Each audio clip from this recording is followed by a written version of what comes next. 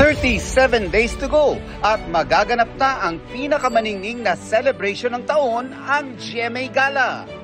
Isa sa pinakaabangan dyan si Kapuso fashion icon Heart Evangelista na kada taon head turner ang isinusuot na couture dress.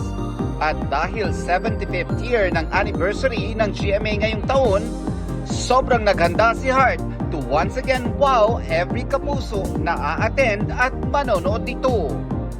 I've had my dress actually done almost 2 years ago.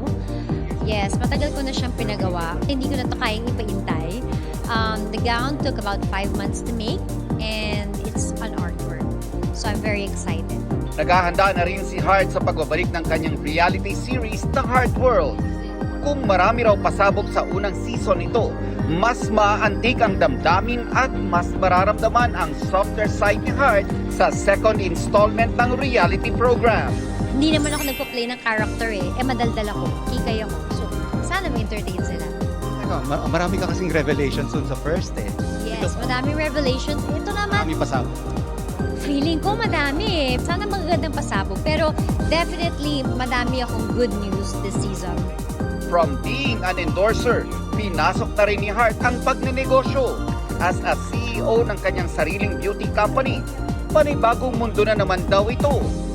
At dahil bago, Heart is ready to face the challenges in her entrepreneurship era. Ito business side, so budgeting. Muntik nga mo hospital Budgeting, everything down to what kind of fabric, even how technology evolves so fast. In a sense, parang lahat na natutunan ko sa lahat ng ginawa ko, in-apply ko siya.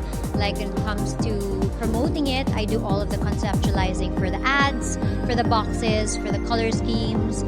Nelson Canlas, updated sa Showbiz Happenings.